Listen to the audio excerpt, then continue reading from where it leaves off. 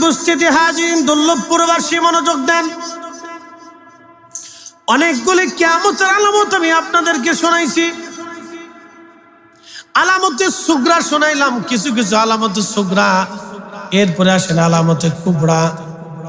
আলামতে কুবরাটা যদি আসি, তো সর্বপ্রথম আলামতে কুবরা হলে ইমাম মাহাদি দুনিয়াতে আসবেন। ইমাম মাহাদি আত্মপ্রকাশ করবেন। হযরত ইমাম মাহাদি আত্মপ্রকাশ করবেন।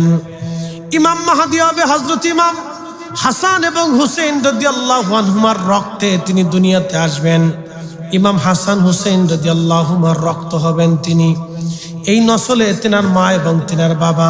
তার বাবার নাম হবে আব্দুল্লাহ, ইমাম মাহাদির নাম হবে মুহাম্মদ, তার উপাধি হবে ইমাম মাহাদি। 40 বছর ধরে দুনিয়ার কোনো মাদ্রাসা মক্তবে কোনো ভার্সিটিতে তিনি লেখাপড়া করবেন না। মরুভূমির মধ্যে উট দুম্বা ছাগল ভেড়া চড়াবেন। মরুভূমির মধ্যে উট দুম্বা ভেড়া ছাগলগুলি তিনি চড়াবেন।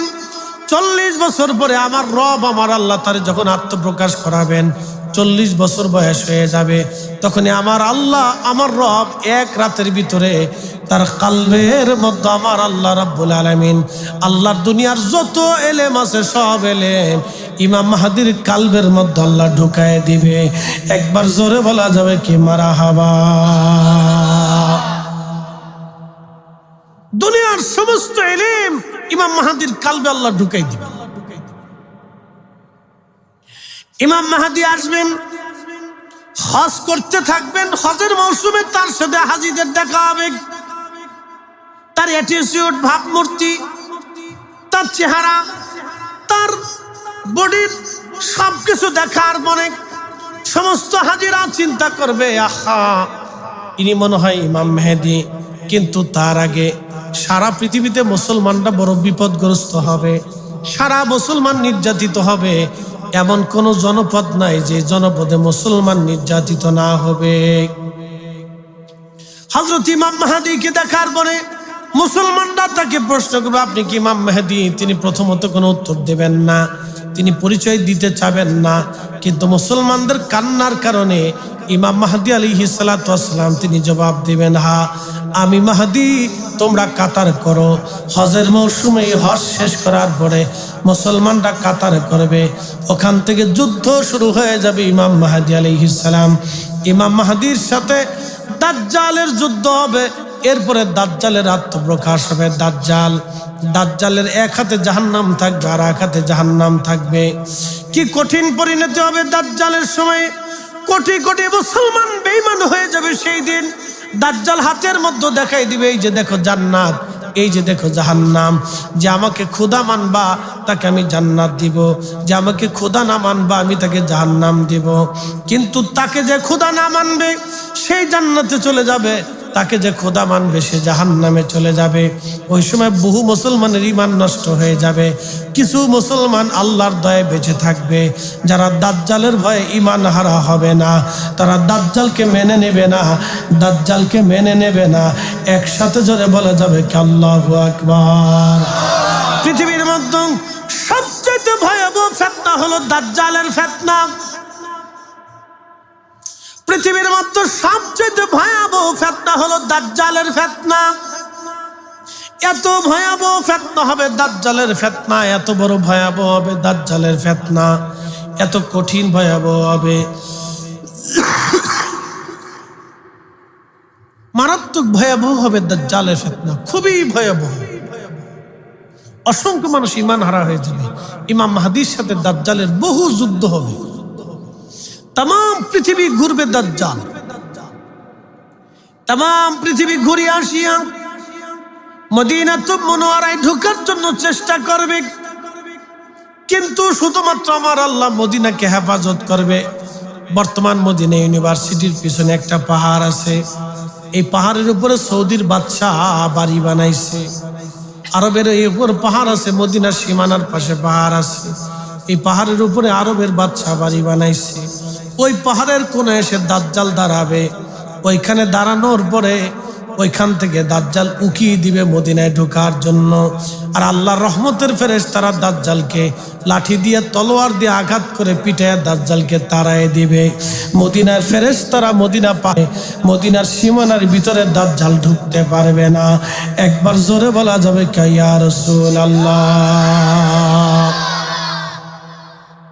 মদিনাতে কোনোদিন দাজ্জাল ঢুকতে পারবে না। এটা আলামতে কুবরা, বড় আলামত। দাজ্জালকে হত্যা করার জন্য আল্লাহ ঈসা আলাইহিস সালামকে আসমান থেকে পাঠাবেন। ঈসা নবী হয়ে আসবে না, তিনি আমাদের নবীর উম্মত হয়ে আসবেন। একসাথে বলবেন আল্লাহু আকবার। এই নবীর উম্মতের দাম কত দেখেন। ঈসা আলাইহিস সালাম আসবে। ও বাশারুত ঈসা রুহুল্লাহ, ঈসা রুহুল্লাহ সবসময় আমার নবীর সুসংবাদ দিতেন আর দোয়াই বলতেন, আল্লাহ আমার আখিরি নবীর উম্মত বানাই দাও। এই নবীর উম্মতের মর্যাদা দেখা নবী হইতে চাইতেন না, বলতেন আল্লাহ আমার আখিরি নবীর উম্মত বানাই দাও, উম্মত বানাই দাও। একসাথে বলা যাবে না আল্লাহু আকবার। আমার আখিরি নবীর উম্মত বানাই দাও। সাইয়্যিদুনা ঈসা রুহুল্লাহ আসমান থেকে নেমে আসবেন। তিনি দুই ফেরেশতার কাঁধে ভর দিয়ে ঈসা রুহুল্লাহ যখন আসমান থেকে নেমে আসবেন, ঈসা আলাইহিস সালাম আসমান থেকে নেমে আসবেন। আল্লাহর নবী ঈসা যখন আসমান থেকে নামবেন, বর্তমান সিরিয়া তখন নাম হয়েছিল শাম, সিরিয়া, লেবানন, লিবিয়া, জর্দান, ফিলিস্তিন, এই অংশটাকে বলা হয় শাম। এই পুরা দেশ কয়েকটাকে বলা হইতো শাম। এই শামের কোনো এক মসজিদে বাইতুল আকসার আশেপাশে হবে এই মসজিদ। সাদা গম্বুজ বিশিষ্ট মসজিদে ঈসা রুহুল্লাহকে আল্লাহ পাক দুই ফেরেশতার কাঁধে ভর দিয়ে নামাবেন। তিনি নামবেন, নামার পর ওইখান থেকে রওনা দিয়ে মক্কায় আসবেন। তখন ইমাম মাহদী আলাইহিস সালাতু ওয়াস সালাম মক্কায় নামাজ পড়াবেন। নামাজ পড়ানোর জন্য তিনি উদ্বুদ্ধ হবেন, একামত শুরু হয়ে যাবে। তখন ঈসা রুহুল্লাহ হেরেমে ঢুকবেন। ঈসা নবী যখন হেরেমে আসবেন, তখন ইমাম মাহদী জায়নামাজ থেকে সরে আসবেন, এসে বলবেন, হুজুর আপনি আল্লাহর জলিল কদর নবী ছিলেন, কিন্তু এই নবীর উম্মত হয়ে আল্লাহ আপনাকে দুনিয়াতে পাঠিয়েছেন, অতএব আপনি আজকে নামাজ পড়ান, আমরা আপনার পিছনে আজ নামাজ পড়ব। ঈসা রুহুল্লাহ ডাকতে বলবে, মাহাদী মাহাদী, আমি এই উম্মতের ইমাম হওয়ার জন্য আসি নাই, আমি ঈসা রুহুল্লাহ এই উম্মতের পিছনে নামাজ পড়ার জন্য এসেছি। এই উম্মতের মর্যাদা দেখে উম্মত হতে এসেছি। আমি এই উম্মতের মাহাদী, এই উম্মতের ইমামের পিছনে আমি নামাজ পড়ব। আমি মাহাদীর পিছনে নামাজ পড়ব। মাহাদী তুমি নামাজ পড়াও, আমি ঈসা রুহুল্লাহ আমি তোমার পিছনে নামাজ পড়ব। বলেন আল্লাহু আকবার। এটা যদি মাহাদীর মর্যাদা হয়, যে নবীর বংশে ইমাম মাহাদী আসবে সে নবীর দাম কত। পৃথিবীর মধ্যে আল্লাহ চারজনকে সারা পৃথিবীর বাদশা বানিয়েছিলেন। পৃথিবীর এমন কোন ইঞ্চি মাটি নাই যে ইঞ্চি মাটির বাদশাহী আল্লাহ তাকে না দিয়েছিলেন। একজন বাদশার নাম হযরত সুলাইমান আলাইহিস সালাম। তাম পৃথিবীর সব ইঞ্চি মাটির বাদশাহী আল্লাহ তাকে দিয়েছিলেন। আরেকজন বাদশা যুলকারনাইন রাহমাতুল্লাহ আলাইহি, যুলকারনাইন রাহিমাহুল্লাহ, যাকে আমার রব্বুল আলামিন তাম পৃথিবীর বাদশাহী দিয়েছিলেন। আরেকজন বাদশা নমরুদ, সারা পৃথিবীর বাদশাহী আল্লাহ তাকে দিয়েছিলেন। আরেকজন বাদশার নাম ছিল বখতে নসর, তামাম দুনিয়ার বাদশাহী আল্লাহ তাকে দিয়েছিলেন। দুইজন কাফির, দুইজন মুসলমান, দুইজন কাফিরকে আল্লাহ তামাম পৃথিবীর বাদশাহী দিয়েছিলেন। তারা যখন বাদশা হলো, তামাম পৃথিবীর মধ্যে তারা প্রলয়ঙ্করী করলো। অনেক মানুষ তারা হত্যা করলো, বহু মানুষ তারা হত্যা করলো। শুধু মানুষ হত্যা করে নাই, বর্তমান যেখানে বাইতুল আকসা দেখেন, এই বাইতুল আকসাকে বিরান ভূমি করে দিয়েছিল বাদশা বখতে নসর। এই বখতে নসর তামাম পৃথিবীর বাদশা। বাইতুল আকসা আক্রমণ করে বখতে নসর, বাইতুল আকসা আক্রমণ করার পরে বখতে নসর বাইতুল আকসার প্রত্যেকটা মানুষকে হত্যা করলো, প্রত্যেকটা বাড়ি আগুন ধরিয়ে পুড়িয়ে দিল। শুধু লাশ আর লাশ, গরু ছাগল মরে পড়ে রইল, হাঁস মুরগি ভেড়া বকরিও মরে পড়ে রইল। শুধু শিয়াল কুত্তাগুলি বাইতুল আকসাদে ঘোরাফেরা করলো। কোনো মানুষ নাই, বাইতুল আকসা একেবারে বিরান ভূমি। শুধু লাশ আর লাশ, আগুন আর আগুন, শুধু ধোঁয়ার কুণ্ডলি, শুধু পোড়া মাটির গন্ধ বাইতুল আকসায়। কোনো মানুষ নাই। আল্লাহ উজাইরকে বললেন, উজাইর তুমি বাইতুল আকসাটা ঘুরে দেখে আসো। আল্লাহ নবী উজাইর আলাইহিস সালাম বাইতুল আকসা ঘুরে দেখার জন্য তখন তিনি গেলেন। যাওয়ার পরে উজাইর আলাইহিস সালাম বাইতুল আকসার বিরাট এই বিরান ভূমি দেখলেন। হাজার হাজার লক্ষ লক্ষ মানুষের লাশ দেখলেন। বাড়ি ঘরগুলি পুড়ে শেষ হয়ে গেল, একেবারে বিরান হয়ে গেল। জায়গায় জায়গায় কালি ধোঁয়া কয়লা পড়ে আছে, মাটিগুলি পুড়ে গেছে। হযরত উজাইর বাইতুল আকসার দিকে তাকে বলা, হা ইয়া রাব্বি, এত সুন্দর শহর কি করে ধ্বংস করা হলো আল্লাহ? এত চমৎকার শহর আজ বিরান ভূমি হয়ে গেল। আল্লাহ, এই শহরটাকে আবার পুনরায় নির্মাণ করা কি সম্ভব? আল্লাহ, এই শহর কি আবার পুনরায় নির্মাণ করা কি আর সম্ভব? আল্লাহ ডাক দিলেন, উজাইর বলল কি? এরে উজাইর বলল কি, তুমি কি দেখবা এই শহর আমি কি করে আবার জিন্দা বানাই? একসাথে বলবেন আল্লাহু আকবার। ইন্নামা ইযা আরাদা শাইআন আইয়াকুলা লাহু কুন ফায়াকুন।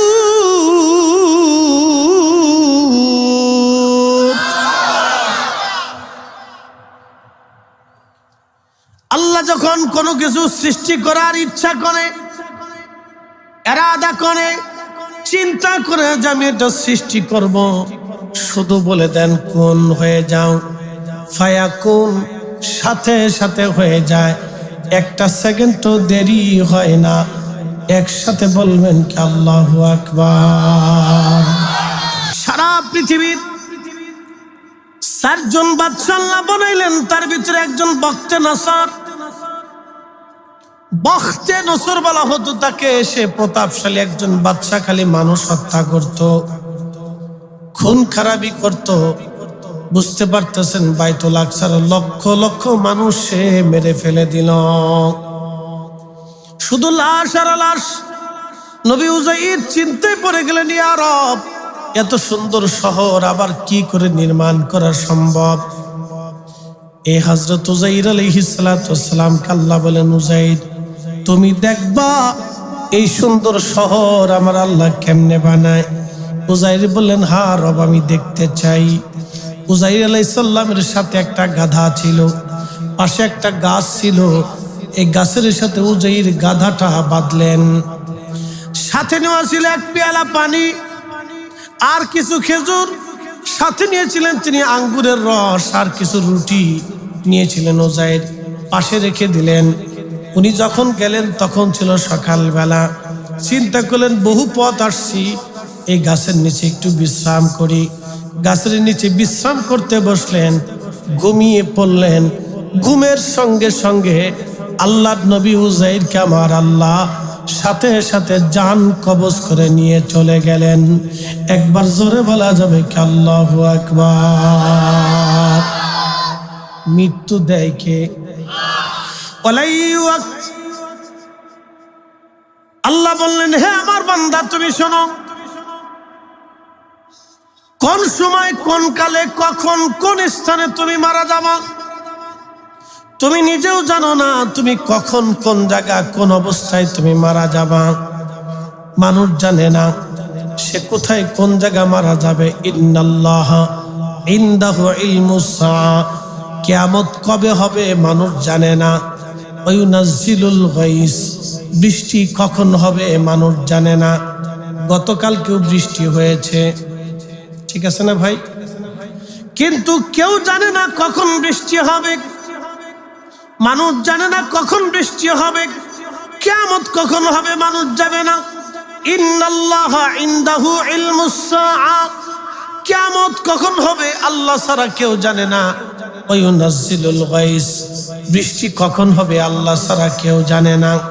ওয়া ইয়ালামু মা ফিল আরহাম, মায়ের পেটের মধ্যে ছেলে হবে না মেয়ে হবে আল্লাহ ছাড়া কেউ জানে না, কেউ জানে না, কেউ জানে না।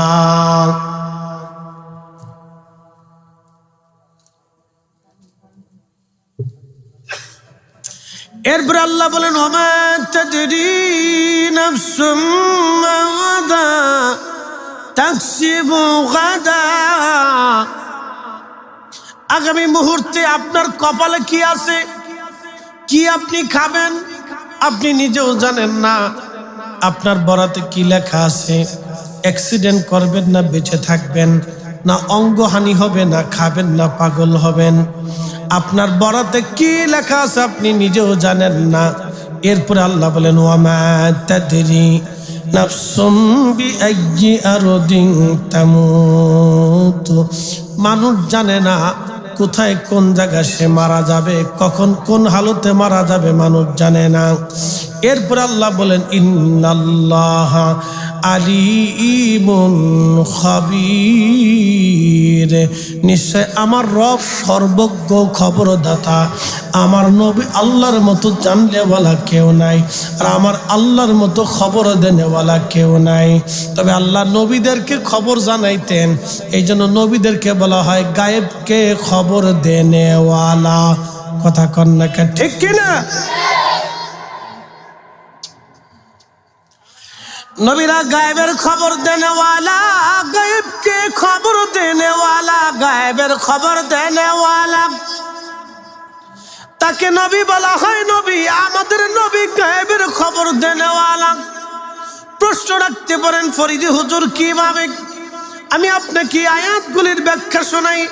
ইন্নাল্লাহা ইনদাহু ইলমুস সাআ, নিশ্চয় আল্লাহর কাছে কিয়ামতের জ্ঞান রয়েছে। কিয়ামত কবে হবে? শুক্রবারে হবে, নবী বলে দিয়ে গেলেন। কিয়ামত শুক্রবারে হবে, 10ই মুহররমের দিন হবে। কিয়ামত কবে হবে তার আলামত নবী বলে দিয়ে গেলেন। আলামত দুই ভাগে বিভক্ত, একটা আলামত হলো আলামতে সুগরা, আর একটা আলামত হলো আলামতে কুবরা। ছোট ছোট আলামত হবে 75টা, বর্ণনার রায়াত ভিত্তিক 85টা। আর একটা আলামত হলো আমাতুস সালাহ, উম্মত নামাজ মেরে ফেলবে।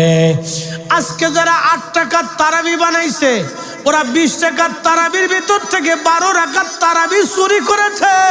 এটা কিয়ামতের আলামত। আসতে বলেন কেন, জোরে বলেন। কিয়ামতের, কিয়ামতের, ওরা 12 রাকাত চুরি করছে, কিয়ামতের আলামত। কথা ঠিক কিনা? মুসল্লিরা ঠিক আছে নি? মুসল্লি করা এই রাত পর্যন্ত বসে রয়েছি তো বসে। কিয়ামতের আলামত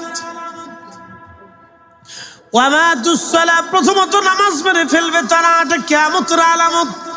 2 নম্বর ওয়াদাউল আমানা, আমানত নষ্ট করে ফেলবে, আমানত রক্ষা করবে না, এটাও কিয়ামতের আলামত। সকালে এক কথা বলবে, দুপুরে আর এক কথা, বিকেলে এক কথা। কাগজে সিগনেচার দেওয়ার পরেও কয় সিগনেচার দেই নেই, জাল সিগনেচার। কথা ঠিক আছে না ভাই?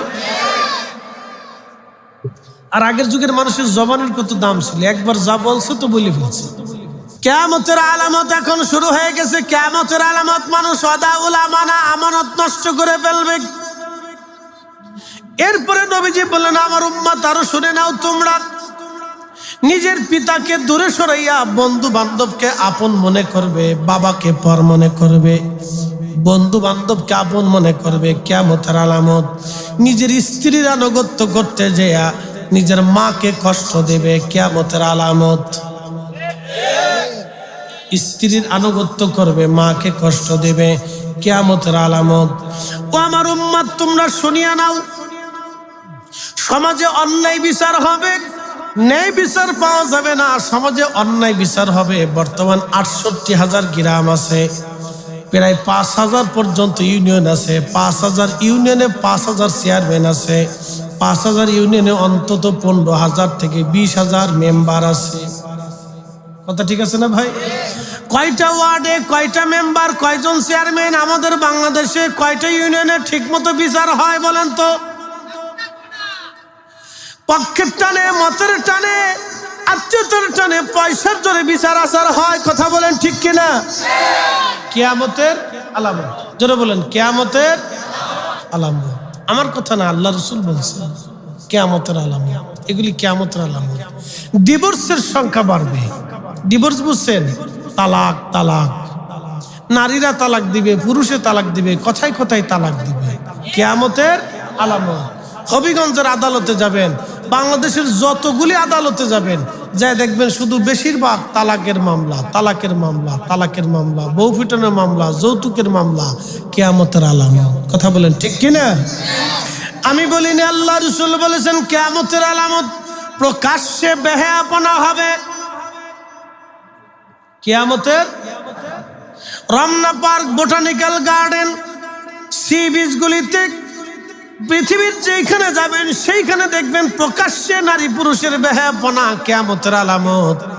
আল্লাহর নবী বলেন কিয়ামতের আলামত প্রকাশ্যে নায়ক, প্রকাশ্যে মেয়েরা পুরুষরা নাচানাচি করবে, কিয়ামতের আলামত।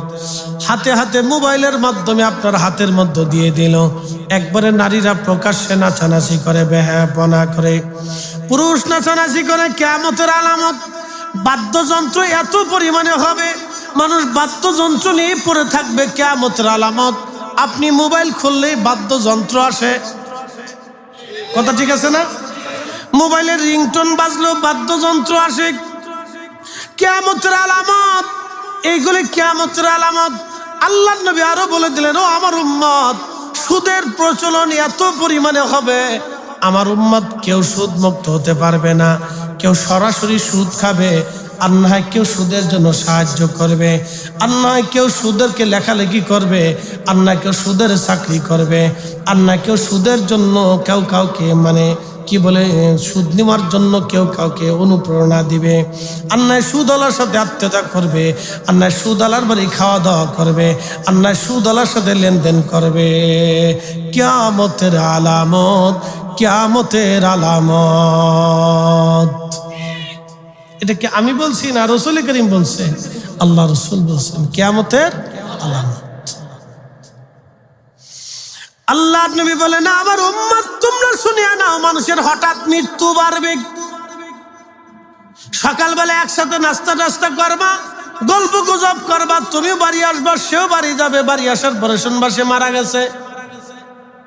হঠাৎ মৃত্যু, stroke, brain stroke, heart stroke, এগুলো হঠাৎ মৃত্যু, হঠাৎ অ্যাক্সিডেন্ট করে মারা যাবে। আগে তো এরকম অ্যাক্সিডেন্ট ছিল না, ছিল রাস্তা দিয়ে যাইতেছে, ফুট করে অ্যাক্সিডেন্টে মরে গেছে, কিচ্ছু করার নাই। আগে তো এত গাড়ি ঘোড়া ছিল না, এত অ্যাক্সিডেন্টও ছিল না।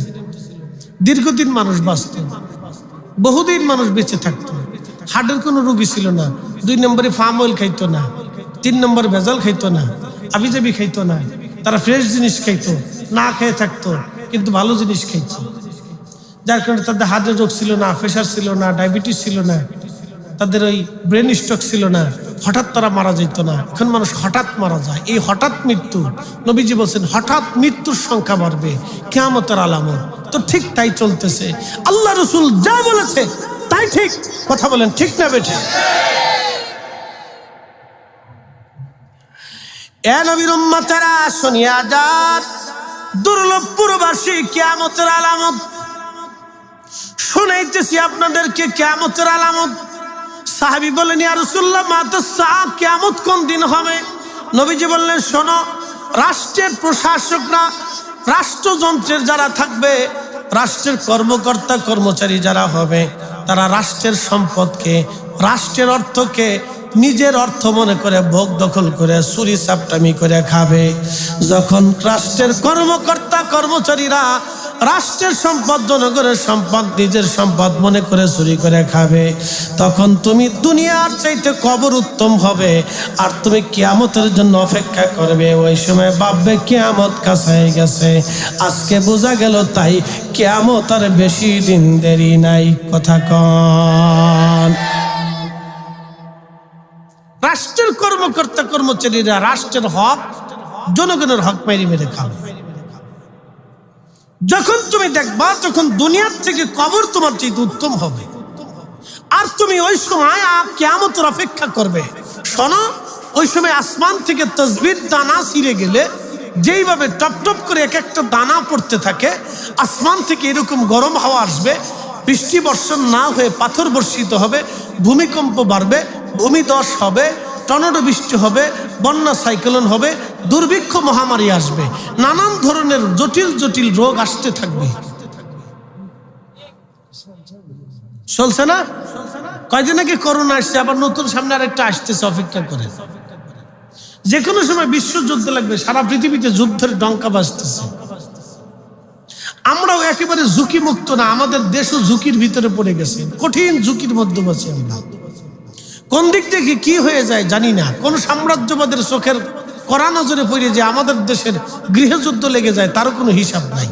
আল্লাহ যেন এই কঠিন বিপদ থেকে আমরা বাঁচায়, সকলে বলে না আমিন। আমরা অনেক বড় ঝুঁকির মধ্যে আছি। প্রিয় উপস্থিতি, খুব মনোযোগ দিয়ে কথা শুনবেন। হাজিরিন, এইগুলি কিয়ামতের আলামত।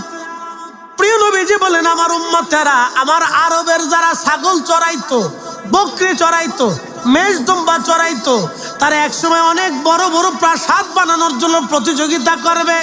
ঠিক তাই আজকে একসময় আরবে যারা ছাগল চড়াইতো, আজকে তারা হাজার হাজার কোটি কোটি টাকার মালিক। বাংলাদেশের বসুন্ধরার মালিকরেও তারা ধনী মনে করে না। এমনও মালিক, ধনী ব্যক্তি আরবে আছে যারা বসুন্ধরার মালিকরেও ধনী মনে করে না। কি কথা কর না কেন? মিসকিন মনে করে। কে সব মিসকিন? এত অর্থ আল্লাহ তাদেরকে দিচ্ছে। আল্লাহর নবী বলেন, ও আমার উম্মতরা, আমার আরব সবুজে পরিণত হবে। প্রচুর পরিমাণে আরবে বৃষ্টিপাত হবে, আবহাওয়ার পরিবর্তন হয়ে যাবে। এটা এখনো আইসে সারে নাই, তবে আসতেছে। প্রিয় উপস্থিতি, খুব মনোযোগ দিয়ে যান। আর একটা ভয়াবহ আলামতের কথা নবীজি বলে গেছেন, আমার উম্মত, ফরাত নদীর পানি শুকিয়ে যাবে। মনে রাখবেন, দুইটা নদী আল্লাহর জান্নাত থেকে এসেছে। একটা নদীর নাম নীল নদ, আর একটা নদীর নাম ফরাত নদ। সরাসরি আল্লাহর বেহেশত থেকে দুইটা নদী প্রবাহিত হয়েছে। আল্লাহর নবী বললেন, ফরাত নদী কিয়ামতের আগে শুকিয়ে যাবে। শুকিয়ে যাওয়ার পরে ফরাত নদীর তলদেশ দিয়ে স্বর্ণের পাহাড় ভেসে উঠবে। ওই স্বর্ণের পাহাড়কে কেন্দ্র করে আরবের মধ্যে যুদ্ধ ছড়িয়ে পড়বে। সারা পৃথিবী যুদ্ধে জড়িয়ে যাবে। এমন কোন মহাদেশ, এমন কোন দেশ, এমন কোন প্রদেশ, এমন কোন জেলা নাই, এমন কোন জনপদ নাই, এমন কোন বাড়ি নাই, এমন কোন মহল্লা নাই যে এই যুদ্ধে জড়িয়ে না পড়বে। এই যুদ্ধে জড়িয়ে পড়িয়া 100 জনে 99 জন মারা যাবে, মাত্র একজন বান্দা বেঁচে থাকবে। যিনি বেঁচে থাকবে তিনি পাক্কা ইমানদার। 100 জনে একজন বেঁচে থাকবে, বাকি 99 জন যুদ্ধ করে মারামারি করে মারা যাবে। এটা হলো সবচেয়ে ভয়াবহ আলামতে সুগরা। এরপরে ইমাম মাহদী দুনিয়াতে আসবে। আর এই ভারত উপমহাদেশ সম্পর্কে নবীজির একটা ভবিষ্যৎবাণী হলো, গাজওয়াতুল হিন্দ হবে। ভারত উপমহাদেশের মধ্যে প্রলয়ঙ্করী একটা যুদ্ধ হবে। এই যুদ্ধে 3 ভাগ মুসলমান হবে, 1 ভাগ মুসলমান পালিয়ে চলে যাবে, আর 1 ভাগ মুসলমান যুদ্ধে মারা যাবে। যুদ্ধে মুসলমানের রক্তে হাঁটু পর্যন্ত রক্তে রঞ্জিত হবে। মাত্র একদল মুসলমান বেঁচে থাকবে, তারা কোন রকম যুদ্ধ চালাবে, আল্লাহর উপর ভরসা করে তাদের বিজয় হবে। একসাথে বলা যাবে আল্লাহু আকবার। আলামতে সুগরা, জোরে বলেন আলামতে। বড়টার কাছে এখন আসিনি, বড়টার কথা শুনলে আপনাদের গা শিহরে উঠবে। ছোটটার কথা শুনতেছি, তারপরে আপনার গা শিহরে উঠতেছে। ছোট যেগুলি বলছি এগুলি সব এখন চলমান। সব এখন কি চলমান? একসাথে বলেন, সব এখন কি চলমান, চলমান, চলমান। রাষ্ট্রের কর্মকর্তা কর্মচারীরা রাষ্ট্রের অর্থ গরিবের হক চুরি করে খাবে, এটা সত্য। আচ্ছা, রমজান মাস আসলে আমাদের দেশের গরিব মানুষ ক্ষুধার্ত থাকে, থাকে না ভাই? সারা পৃথিবীতে রমজান মাস আসলে, সারা দুনিয়াতে, আপনি ইউরোপে গেলেও দেখবেন রমজান মাস আসলে বিভিন্ন কোম্পানি রোজাদারদের জন্য খাবার দ্রব্য দাম কমাই দেয়। কথা ঠিক আছে না ভাই? শুধু ব্যতিক্রম বাংলাদেশের ব্যবসায়ীরা। এরা রমজান মাস আসলে ধান্দায় থাকে যে রোজাদারের পকেট কেমনে চুরি করা যায়। কথা ঠিক আছে না ভাই? এরা একবারে পতিতালার চাইতেও নিকৃষ্ট। কি কথা কর না কেন? পতিতা নারী যে টাকার বিনিময়ে দেহ ব্যবসা করে, ওর চাইতেও এই লোক নিকৃষ্ট যে রমজানে পণ্যের দাম বাড়াইয়া রোজাদারকে কষ্ট দেয়। কথা কর না কেন? ও চোরের ঘরের চোর, তেইশে চোরা চোরা। আমি মনে করি ওদের জানাজায় যাওয়া ঠিক না। ওরা দেশের কোটি কোটি রোজাদারকে কষ্ট দেয়। কথা কর না কেন? পতিতা নারীর চেয়েও নিকৃষ্ট ওরা। কুত্তার লজ্জা আছে তো ওদের লজ্জা নেই, কুকুরের লজ্জা আছে তো ওদের লজ্জা নেই। দেখবেন হঠাৎ দাম বাড়াই দিব, হঠাৎ ফুট করে দাম বেড়ে যাবে, কোনো অভাব নাই কিন্তু দাম বেড়ে যাবে। হঠাৎ করে ডিমের দাম বাড়ে। আচ্ছা বলেন, ডিমের দাম যে হঠাৎ বাড়ে, মুরগায় কি হরতাল ডাক দিছে যে আমরা ডিম পারবো না, তোরা ডিম পেরে খা? মুরগায় তো হরতাল ডাকে নেই। 19-20 হয় কিন্তু 10-20 তো হয় না। হয়তো 100টা মুরগি আছে, 2টা মুরগি ডিম পারে নাই, 98টা মুরগিতে ডিম পারছে, অথবা 95টাই পারছে, 5টা পারে নাই। তো তার জন্য তো ডিমের দাম এরকম আকাশচুম্বী হইতে পারে না। কথা ঠিক আছে না ভাই? ওরা কৃত্রিম সংকট দেখা, হঠাৎ করে দেখাবে ওর বাজারে তেল নাই, ওরা তেল স্টক করে রাখছে, তেল ছাড়ে না। বড় বড় ব্যবসায়িক যারা সিন্ডিকেট করে, ওরা তেল ছাড়ে না, তেল নাই, তেল আমদানি নেই।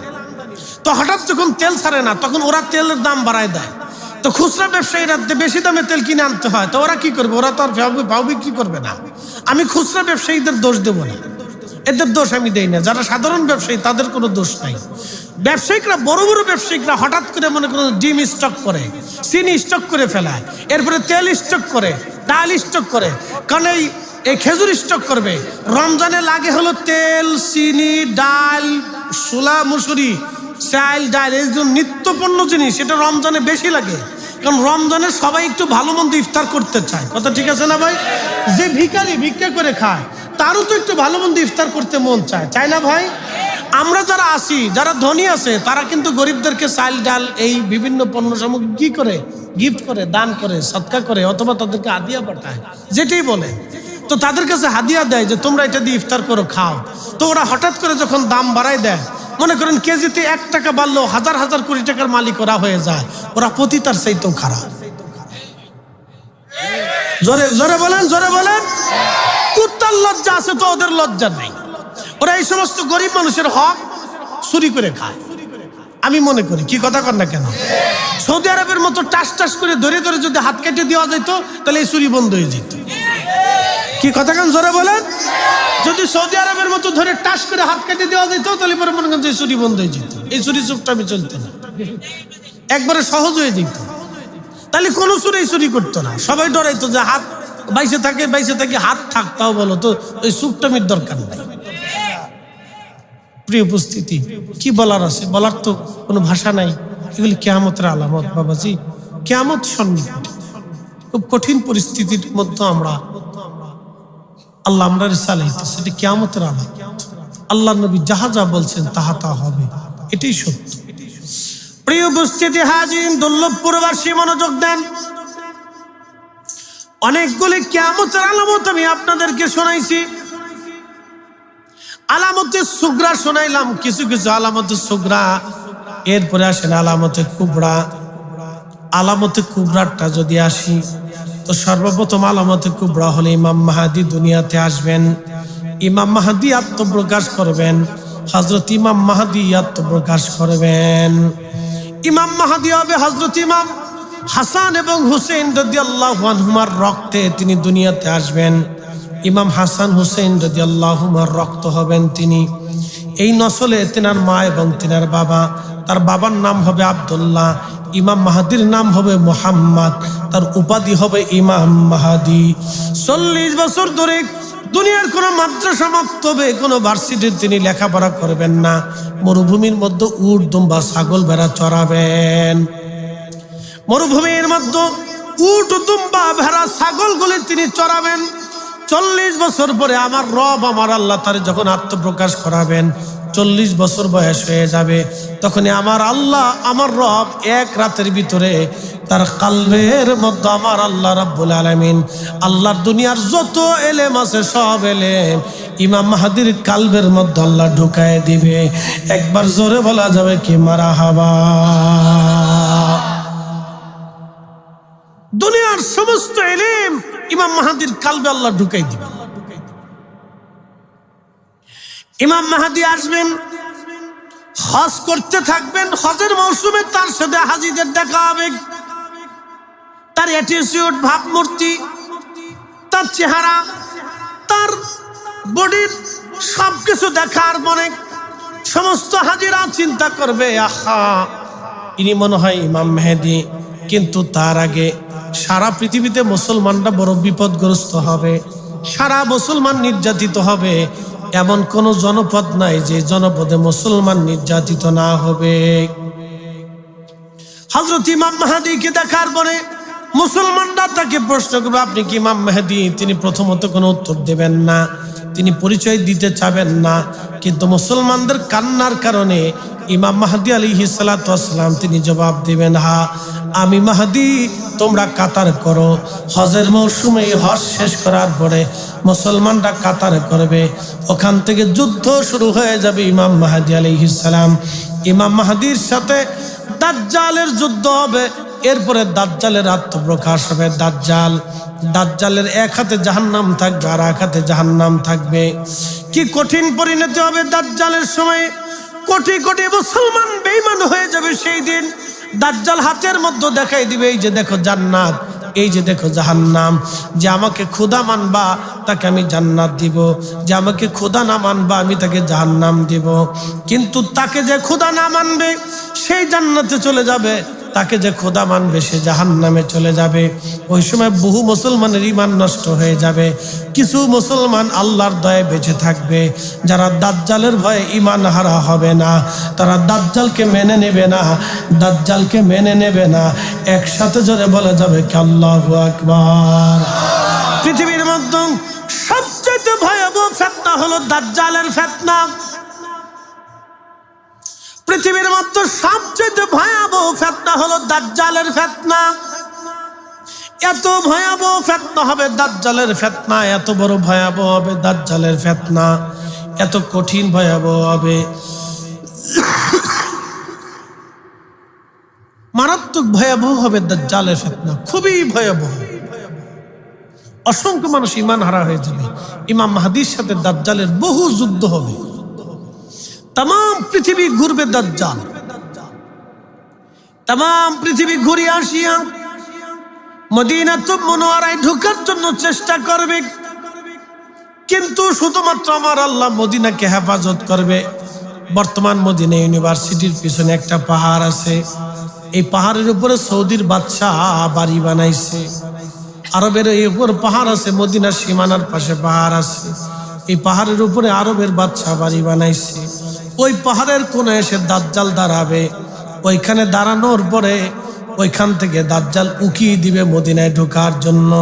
আর আল্লাহর রহমতের ফেরেশতারা দাজ্জালকে লাঠি দিয়ে, তলোয়ার দিয়ে আঘাত করে পিটায় দাজ্জালকে তাড়ায় দিবে।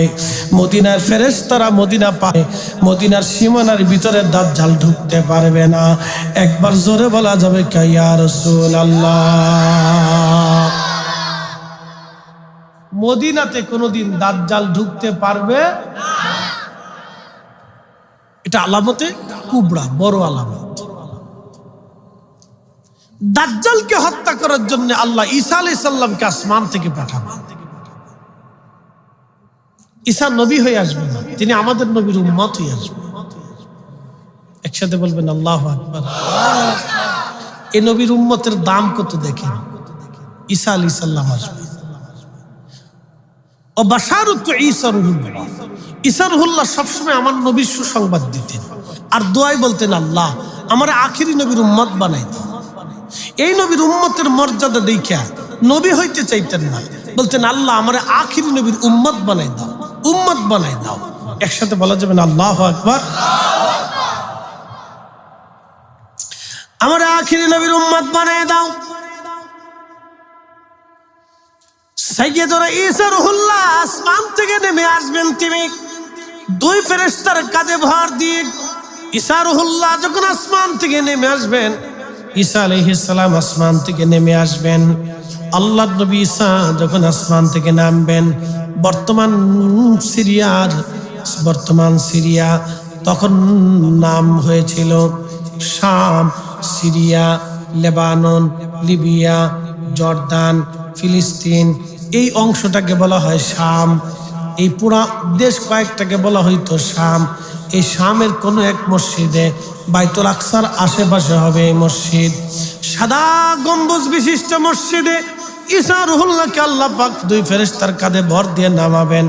তিনি নামবেন, নামার পর ওইখান থেকে রওনা দিয়ে মক্কায় আসবেন। তখন ইমাম মাহদী আলাইহিস সালাতু ওয়াস সালাম মক্কায় নামাজ পড়াবেন। নামাজ পড়ানোর জন্য তিনি উদ্বুদ্ধ হবেন, একামত শুরু হয়ে যাবে। তখন ঈসা রুহুল্লাহ হেরেমে ঢুকবেন। ঈসা নবী যখন হেরেমে আসবেন, তখন ইমাম মাহদী জায়নামাজ থেকে সরে আসবেন, এসে বলবেন, হুজুর আপনি আল্লাহর জলিল কদর নবী ছিলেন, কিন্তু এই নবীর উম্মত হয়ে আল্লাহ আপনাকে দুনিয়াতে পাঠিয়েছেন, অতএব আপনি আজকে নামাজ পড়ান, আমরা আপনার পিছনে আজ নামাজ পড়ব। ঈসা রুহুল্লাহ ডাকতে বলবে, মাহাদী, মাহাদী, আমি এই উম্মতের ইমাম হওয়ার জন্য আসি নাই, আমি ঈসা রুহুল্লাহ এই উম্মতের পিছনে নামাজ পড়ার জন্য এসেছি। এই উম্মতের মর্যাদা দেখে উম্মত হতে এসেছি। আমি এই উম্মতের মাহাদী, এই উম্মতের ইমামের পিছনে আমি নামাজ পড়ব। আমি মাহাদীর পিছনে নামাজ পড়ব। মাহাদী তুমি নামাজ পড়াও, আমি ঈসা রুহুল্লাহ আমি তোমার পিছনে নামাজ পড়ব। বলেন আল্লাহু আকবার। এটা যদি মাহাদীর মর্যাদা হয়, যে নবীর বংশে ইমাম মাহাদী আসবে সেই নবীর দাম কত? সেই নবীর দাম কত? যে নবীর নসলে মাহাদী আসছে,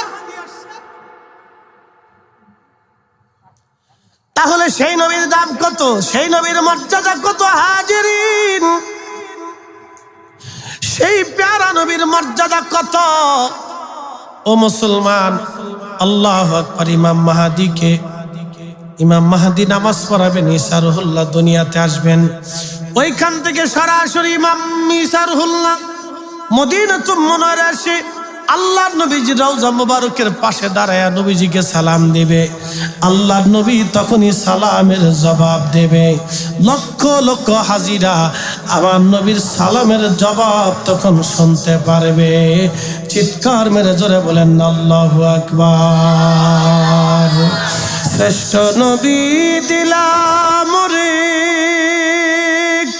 তরিয়ে নিতে রোজ হাসরে, বলেন শ্রেষ্ঠ নবী দিলাম রে তরিয়ে নিতে রোজ হাসরে, পথ না ভুলি তাই তো দিলে পাক কোরআনের বাণী, খোদা তোমার মেহেরবানি।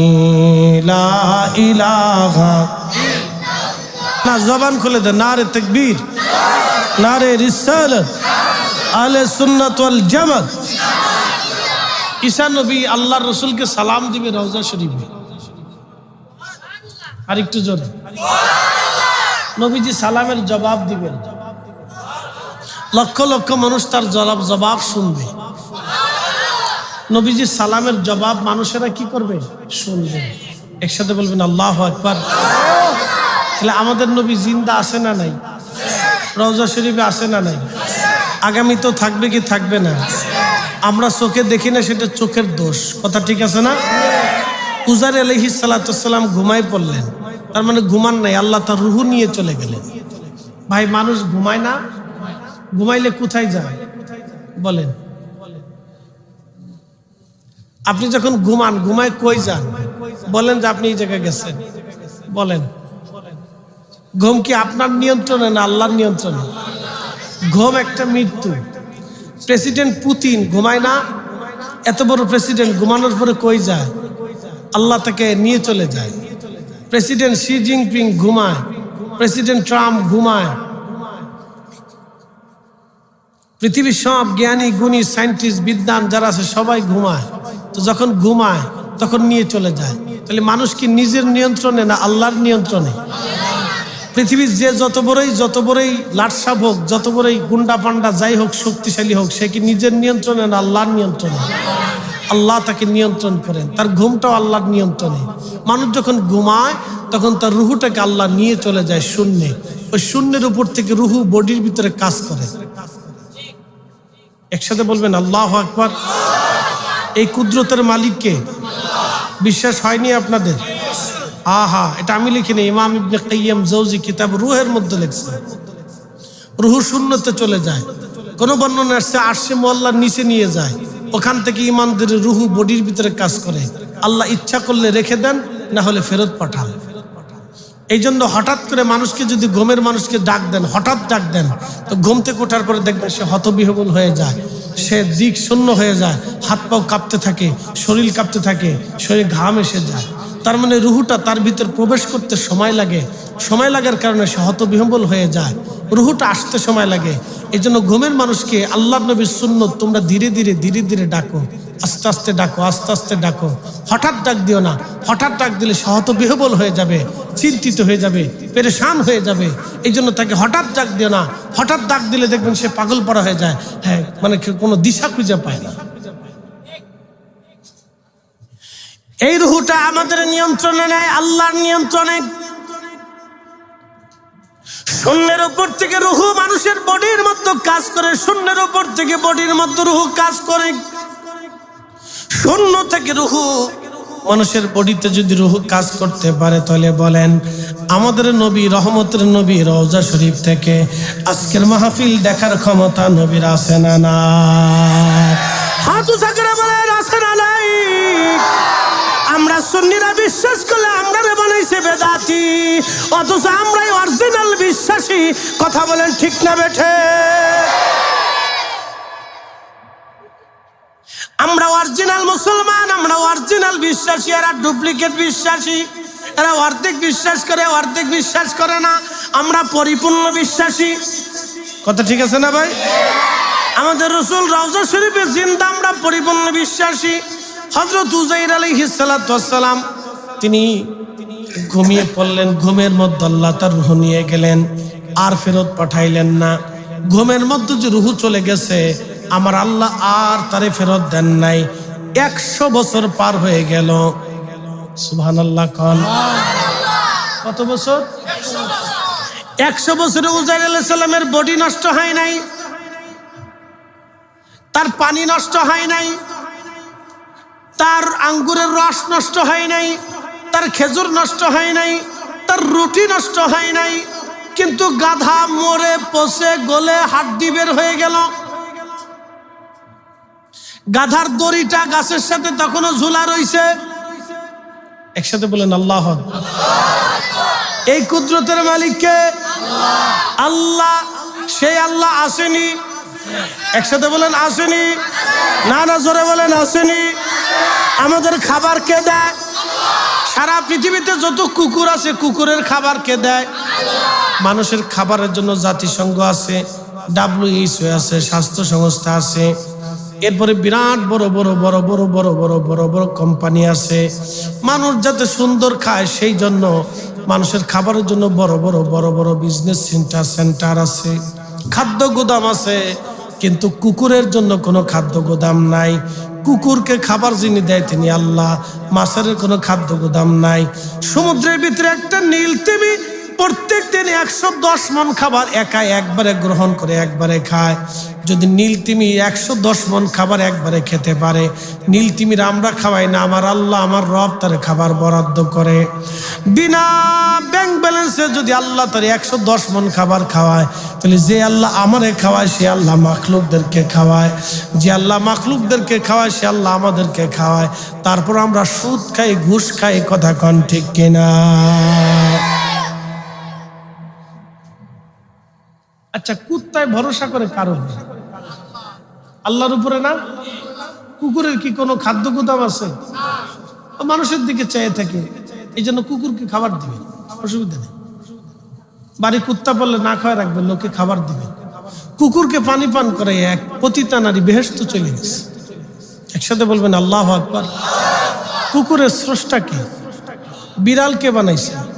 এক মহিলা নামাজি ছিল, কিন্তু বিড়ালরে বেঁধে রাখতো, খাবার দিত না, মরে গেল বিড়াল। আল্লাহ রসুল বলেন ওই মহিলার আল্লাহ জাহান্নামে দিয়ে দিল শুধু বিড়াল মারার কারণে। এই জন্য ইচ্ছা করে গরু, ছাগল, বিড়াল, হাঁস, মুরগি, ভেড়া, বকরি এগুলো মারবেন না, হত্যা করবেন না, ইচ্ছা করে মারবেন না। যদি মারেন তো জাহান্নাম ছাড়ার কোনো রাস্তা নাই, মনে রেখেন। একটা প্রাণীও মারার হুকুম আল্লাহ জানায়, বিনা কারণে আপনি মারতে পারবেন না, বিনা কারণে আপনি মারতে পারবেন না। আল্লাহ নিষেধ করেছে, আল্লাহ রসুল নিষেধ করেছে, ওটা আল্লাহর মখলুক, আল্লাহর সৃষ্টি। ব্যাঙ মারবেন না। বাচ্চারা ব্যাঙ পাইলে ব্যাঙের হাত পা বাইন্ধে সারা দুনিয়া বলে ঘুরাইতে থাকে, ব্যাঙ মারবেন না। ব্যাঙ আল্লাহর একটা বাধ্য প্রাণী। একসাথে বলবেন আল্লাহু আকবার।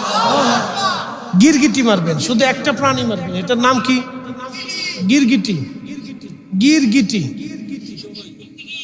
টিকটিকি না, গিরগিটি। গিরগিটি একটা প্রাণী আছে আলাদা, টিকটিকি না। টিকটিকি তো ছোট ছোট, এটা যেখানে সেখানে থাকে।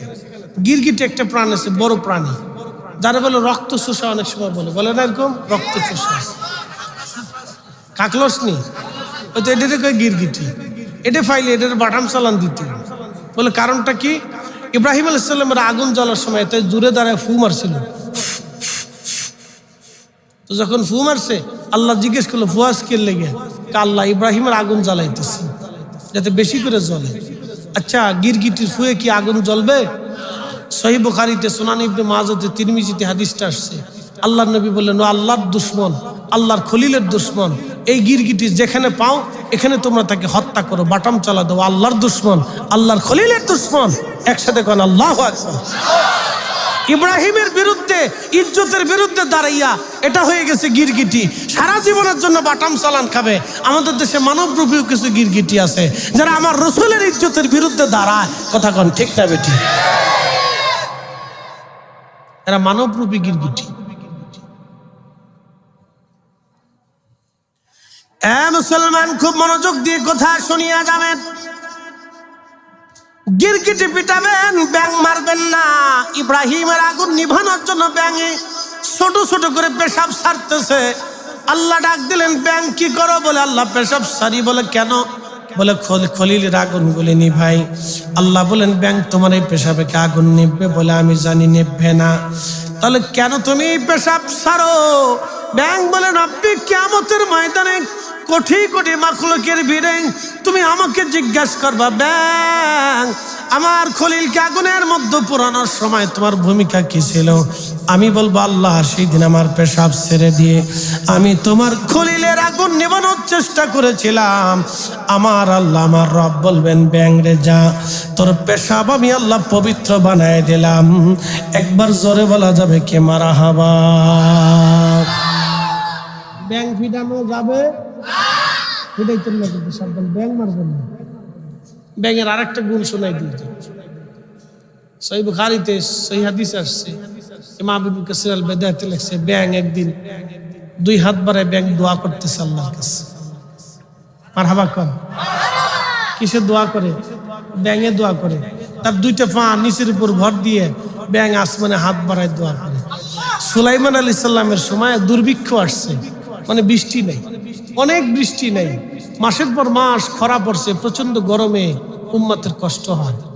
তখন সুলাইমান আলাইহিস সালামের উম্মতরা বলল, হুজুর এই আপনি এক কাজ করেন, আমাদের জন্য বৃষ্টি চান। বলে আমি বৃষ্টি চাবো, তাহলে তোমরাও আসো, সালাতুল ইস্তিসকার পড়ি, নামাজ পড়ি, দেখি আল্লাহ বৃষ্টি দেয় কিনা। সুলাইমান আলাইহিস সালাম উম্মত নিয়ে রওনা করলেন, সালাতুল ইস্তিসকা পড়বে। ঠিক এমন সময় সুলাইমান নবী দেখে এক ব্যাঙ তার দুই পায়ের উপরে ভর দিয়া দুই হাত আল্লাহর আসমানে বাড়াই দিয়া কয়, আল্লাহ আমরারে মাখলুক বানাইছো মালিক, আমাদেরকে মাখলুক বানাইছো তুমি আল্লাহ, পানি ছাড়া বাঁচতে পারি না আল্লাহ, তুমি আকাশ থেকে বৃষ্টি দাও, পানির বড় প্রয়োজন। আল্লাহ আমরারে মাখলুক বানাইছো, সৃষ্টি করছো, ব্যাঙ বানাইছো, আবার পানির ছাড়া বাঁচতে দাও নাই, পানি ছাড়া বাঁচতে পারি না আল্লাহ, পানি দাও। আল্লাহর ব্যাঙ যখন এইভাবে দোয়া করতেছে, সুলাইমান নবী ডাক, দেখো আমার উম্মতরা তাড়াতাড়ি চলো, ফিরে চলো, আমাদের সালাতুল ইস্তিসকাও পড়া লাগবে না, দোয়া করাও লাগবে না। ব্যাঙে দোয়া করে ফেলছে, ব্যাঙের দোয়া আল্লাহর দরবারে আজ কবুল হয়ে গেছে। জোরে বলেন আল্লাহু আকবার। এই জন্য আমাদের দেশে বলে ব্যাঙ ডাকলে বৃষ্টি হয়, কথা সত্য। ব্যাঙে ডাকলে বৃষ্টি হয়, কথা সত্য। ব্যাঙে নিজের জন্য ডাকে না। ব্যাঙ কয় না আমারে টাকা দে, টাকা দে, টাকা দে। ব্যাঙে এটা কয় না। ব্যাঙে যখন গরাত গরাত শব্দ করে তখন বুঝবেন ব্যাঙে আল্লাহ বৃষ্টি দাও, আল্লাহ বৃষ্টি দাও, আল্লাহ বৃষ্টি দাও, আল্লাহ বৃষ্টি দাও। বৃষ্টি আসার পরে যখন নালা ডুবা ডুবা সব ডুবে যায় তখন ব্যাঙে আবার ঘরাত ঘরাত করে কয় আলহামদুলিল্লাহ, আলহামদুলিল্লাহ, আলহামদুলিল্লাহ, তুমি বৃষ্টি দিছো আল্লাহ, আলহামদুলিল্লাহ। মানুষ বৃষ্টি পাওয়ার পরে বেজার হয়, কে আল্লাহ কামার পেলো না, দুপুরে বৃষ্টি দিছে। দুপুরে দিলে কয় দুপুরে দিল কে, সকালে দিলে কয় দুপুরে দিল না কে, দুপুরে দিলে কয় রাত্রে দিল না কে, রাত্রে দিলে দিলে কয় সকালে দিল তো পারতো। কি কথা কন না, এটা মানুষ, এটার নাম কি? প্রিয় উপস্থিতি হাজিরিন, হযরত উযাইর আলাইহিস সালাম 100 বছর ঘুমিয়ে রইলেন গাছের নিচে। দেহ পচলো না, চুল খসলো না, দাঁত গেল না, চোখ গেল না, পোকায় লাগলো না, বৃষ্টিতে পুল ভিজলো না, রোদ্রে পুড়লো না। 100 বছর গাছের নিচে পড়ে রইলেন। একসাথে বলবেন আল্লাহু আকবার। 100 বছর পরে উযাইরের দেহের ভিতরে আল্লাহ রূহ ফিরাই দিলেন। তাকে ঘুম থেকে উঠছে, আল্লাহ ডাক দিছে, উযাইর ইয়া রাব্বি, কত সময় ছিলা? বলে আল্লাহ সকালে ঘুমাইছিলাম, এখন তো বিকেল হয়ে গেছে, সূর্য পশ্চিম দিকে হেলে গেছে। আল্লাহ এই সকালে ঘুমাইছিলাম গাছের সাথে, বিকেল হয়ে গেছে। তো উনি যখন ঘুমাইছিলেন তখন ছিল সকালবেলা, আর যখন ঘুম ভাঙলো তখন হয়েছে বিকেল বেলা। মানে অর্থাৎ ওনারা আল্লাহ যখন রুহু নিয়ে গেলেন তখন ছিল সকালবেলা, আর যখন রুহু ফেরত দিলেন তখন ছিল বিকেল বেলা। তো উনি ভাবতেছে যে আমি সকালে ঘুমাইছি আর বিকেলে উঠছি, কিন্তু এর ভিতরে পার হয়েছে কত বছর? একসাথে বলবেন আল্লাহু আকবার। আমার নবী মেরাজে গেছে, এই ঘুমাই কিনা রে, এই হেলান্তে ঘুমাইছি কিনা, এই শোন, নবীজি মেরাজে গেছেন। কোন জায়গা? একসাথে বলেন। নবীজি মেরাজে গেলেন, সিনা শাক হলো, বাইতুল আকসা গেলেন, 1,24,000 নবীর সাথে ইমামতি করলেন, কুশল বিনিময় করলেন, আসমানে গেলেন, ফেরেশতাদের সাথে কথা বললেন, প্রত্যেক আসমানে নবীদের সাথে কথা বললেন, বাইতুল মামুরে গেলেন, ইব্রাহিম আলাইহিস সালামের সাথে কথা বললেন, সিদরাতুল মুনতাহায় গেলেন, উফুকিল আলা গেলেন, আরশে মুআল্লা গেলেন, আল্লাহর সাথে কথা বললেন, জান্নাত দেখলেন, জাহান্নাম দেখলেন, সব ঘুরে ঘুরে আসলেন। আসার পরেও তখনও অজুর পানি গড়ায়।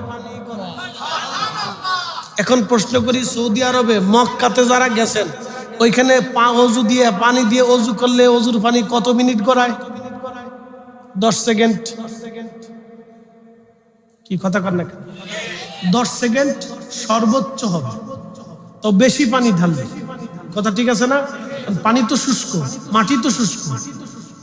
10 সেকেন্ড করা, এই 10 সেকেন্ডের ভিতরে 2 রাকাত নামাজ পড়লেন কেন? মহান মুজিজা, আল্লাহর বিরাট বড় কুদরত, লিনুরিয়াহু মিন আয়াতিনা, আল্লাহ তার আয়াত সমূহ আর নিদর্শন সমূহ নবীকে দেখানোর জন্যই আল্লাহ মেরাজে নিয়েছে। কথা বলেন ঠিক না বেঠিক?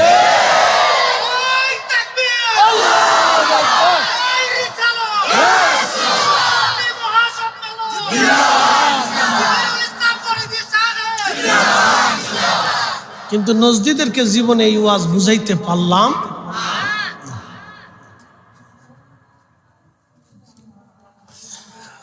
প্রিয় মুসলমান, খুব মনোযোগ দিবেন। দুর্লভপুরবাসী, হবিগঞ্জবাসী,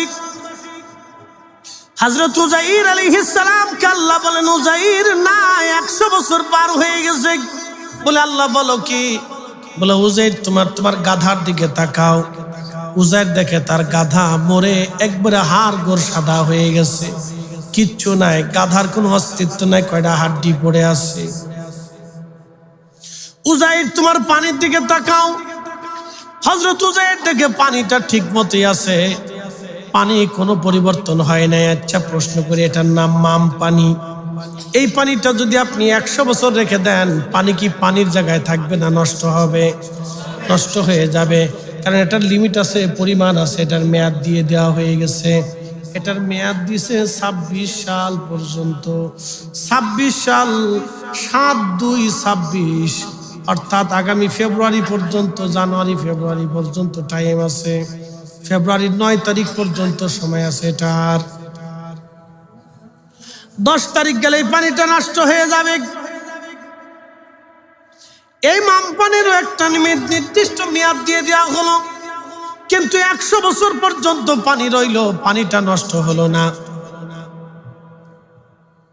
জমজমের পানি আছে না? জমজমের পানি যদি 500 বছর আপনি বোতলের মধ্যে রেখে দেন, নষ্ট হবে না। আস্তে হয়ে গেল না? জোরে বলেন। কারণ জমজম পানির রিফাইন করে পাঠায় কে? কোথার থেকে আসে? বেহেশত থেকে। একসাথে বলেন আল্লাহু আকবার। এটা হযরত ইসমাঈল আলাইহিস সালামের মুজিজা। জমজমের পানি জান্নাত থেকে আসে, যার কারণে পানি রিফাইন করা লাগে না, আল্লাহ রিফাইন করে পাঠাইছে। 50,000 বছর যদি পানিটা রেখে দেন, নষ্ট হবে না, কারণ আল্লাহ নিচে পাঠাইছে। উজাইরকে আল্লাহ বলেন, উজাইর তোমার পানিটা এখনো ভালো আছে, দেখো। উজাইর দেখে পানি ভালো, আঙ্গুরের রসও ভালো, রুটিও ভালো, খেজুরও ভালো। এ দুর্লভপুরবাসী, হযরত উজাইর আলাইহিস সালাম কে আল্লাহ বলেন, উজাইর তুমি বাইতুল আকসা দেখে আসো। আবার হযরত উজাইর আলাইহিস সালাম বাইতুল আকসা দেখতে গেলেন। যাওয়ার পরে দেখে, হায় হায়, 100 বছর আগে যে শহর বিরান ভূমি ছিল, লাশের পর লাশ ছিল, বাড়িঘর আগুন ধরা ছিল, আজকে তারও চাইতে সুন্দর শহর বাইতুল আকসাতে নির্মাণ হয়ে গেছে। জোরে বলা যাবে কি মারহাবা।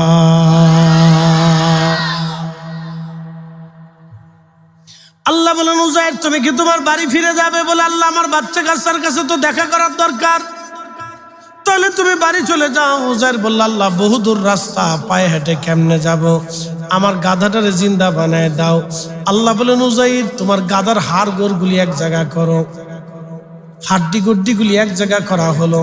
উজাইর দেখে হাড়ের উপরে গোশত, গোশতের ভিতরে রগ, রগের উপরে চামড়া, চামড়ার উপরে পশম জ্বালায় গেল, মাথার জায়গা মাথা গেল, কানের জায়গা কান হলো, লেজের জায়গা লেজ হলো, পায়ের জায়গা পা হলো, পেটের জায়গা পেট হলো। গাদাটা আস্তে করে দাঁড়াইয়া উজাইরের সামনে হাম্বা হাম্বা শুরু করে দিল। একবার জোরে বলা যাবে কে মারহাবা। আল্লাহ গাধা বানাইছে কি দিয়ে? হাড্ডি দিয়ে। পারেনি আল্লাহ? মানুষ মরার পরে মানুষে উঠাইবে কে? ওয়াইদাল কুবুরু বুসিরাত আলিমাত নাফসুম মা কদ্দামাত ওয়া আখারাত। কবর উদ্বেলিত হবে, কবর থেকে মানুষ উঠে উঠে হাসরের ময়দানের দিকে দৌড়াইতে থাকবে। তার মানে পৃথিবীর সমস্ত কবর থেকে মানুষ উঠবে। আকৃতি, আমার যে চেহারা আছে আমি এই চেহারা নিয়ে উঠবো, আপনার যে চেহারা আছে আপনি সেই চেহারা নিয়ে উঠবেন। কিয়ামতের ময়দানে আল্লাহর আদালতের সামনে দাঁড়াবেন। সেই দিন সবাই উঠবে, সব চেহারা নিয়ে উঠবে। কারো পরনে কোনো পোশাক থাকবে না, সবাই বস্ত্রহীন থাকবে। মহিলারা বস্ত্রহীন, পুরুষরা বস্ত্রহীন। আম্মা জান আয়েশা বলেন, ইয়া রাসূলুল্লাহ, নারীরা কি করে বস্ত্রহীন হবে? নবীজি বলেন, আয়েশা রে, কোনো পুরুষ কোনো নারীর দিকে, কোনো নারী পুরুষের দিকে তাকানোর মতো সময় পাবে না। এত কঠিন হবে হাসর, কেউ কারো দিকে তাকানোর সময় পাবে না। এত কঠিন। নবীজি বলেন, উম্মতে ওই হাসরের মাঠে হাউজে কাউসার ছাড়া কোনো পানি থাকবে না। সেই পানিটা আল্লাহ আমার বরাদ্দে দিয়ে দিলেন, তোমাদেরকে আমি ওয়াদা করলাম ওই পানি পান করাবো। আমার রোজাদার উম্মতকে কেউ যদি পেট পুড়ে খাবার খাওয়ায়, তার তৃষ্ণা যদি মিটায়, তার ইফতার করায়, আমার নবী বলেন, আমার উম্মত তুমি শুনে রাখো, আমার কোন রোজাদারকে যদি তুমি পেট পুড়ে খাবার খাওয়াও, তার তৃষ্ণা নিবারণ করো, তাহলে আমার উম্মতরা শোনো, কিয়ামতের ময়দানে তোমাকে আমি এমন ভাবে হাউজে কাউসারের পানি পান করাবো, জান্নাতে যাওয়ার আগ পর্যন্ত তোমার পানির কথা মনে থাকবে না। একবার জোরে বলা যাবে কি মারহাবা। রোজাদারকে কি করাইতে হবে? ইফতার করাইতে হবে, খালি পানি খাওয়াইলে উঠছে না, বালামন্দ খাওয়াইতে বাক্কা মজার খাওয়ান দিতে থইলে কিয়ামতের ময়দানে আমার রাসূল বললেন তোমাকে হাউজে কাউসারের পানি পান করাবো। আর একটু জোরে বলেন। আমাদের দেশে হয় ইফতার পার্টি, পার্টি কি ইফতার হয়? আর ইফতার কি কোনোদিন পার্টি হয়? ইফতার পার্টি হবে না, ইফতার মাহফিল হবে। কথা কর নাকি? রাজনৈতিক কোনো ইফতার নেই আমাদের দেশে, রাজনৈতিক ইফতার হয়ে গেছে, তাকাব্বুর ইফতার হয়ে গেছে, মানুষ দেখেন ইফতার হয়ে গেছে। এগুলো হইতো না, আল্লাহর সন্তুষ্টির জন্য দিতে হবে। কথা বলেন ঠিক কিনা?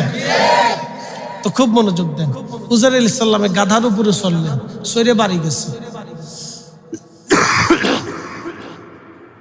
বাড়ি যাওয়ার পরে দেখে তার দাসী অন্ধ হয়ে গেছে, বসে বসে কাঁদতেছে, দাসী বৃদ্ধ হয়ে গেছে। উজাইর আলাইহিস সালাম যখন ইন্তেকাল করলেন তখন তার বয়স ছিল 33 বছর। কত বছর? আর যখন জীবিত হইলেন তখন বয়স হলো কত? 133 বছর। একসাথে বলবেন আল্লাহু আকবার। উজাইর আলাইহিস সালাম ইন্তেকাল করলেন কত বছরে? এই যে হুজুররা ওয়াজ শুনে যান, 33 বছর বয়সে। কত বছর বয়স? ঘুমাইছিলেন কত বছর? ইন্তেকাল করেছিলেন কত বছর? 100 বছর। 100 বছর পরে আল্লাহ আবার জীবন ফেরত দিলেন, তাহলে এখন বয়স হলো কত? 133 বছর বয়স। পোলাপান বুড়া হয়ে গেছে, বাচ্চা কাচ্চা যা ছিল তাও বুড়া হয়ে গেছে, চুল দাড়ি পেকে গেছে। কিন্তু উজাইর আলাইহিস সালামের চুল তখনও কাঁচা, দাড়ি তখনও কাঁচা, তখন তিনি 33 বছরের জুয়ান।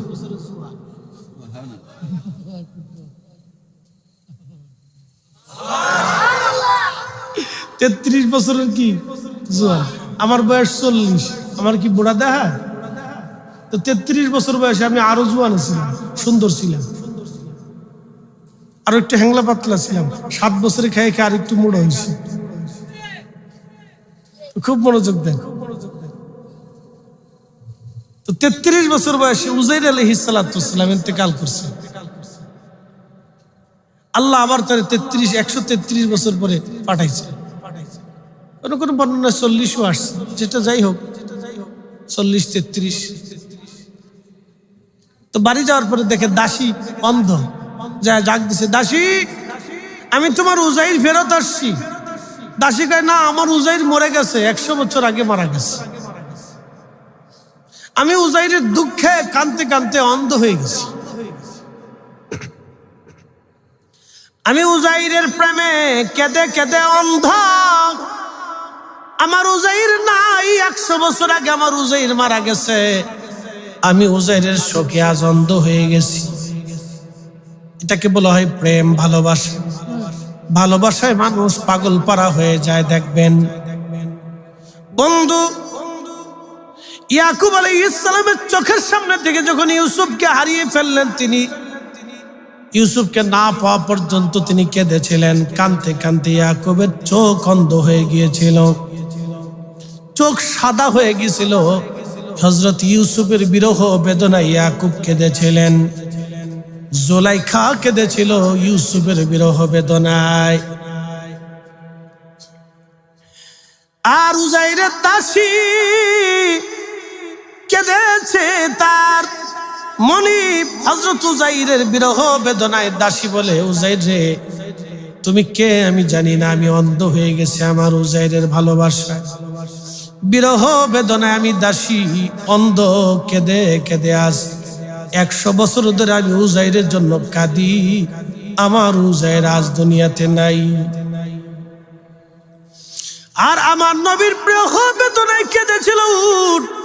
উটের নাম কাসওয়া। একাধারে 3 দিন পর্যন্ত উটটা কেঁদেছিল। বিরহ বেদনা সহ্য করতে না পেরে উট একটা কুয়ার মধ্যে আত্মাহুতি দিয়ে তিনি জীবন দিয়েছিল।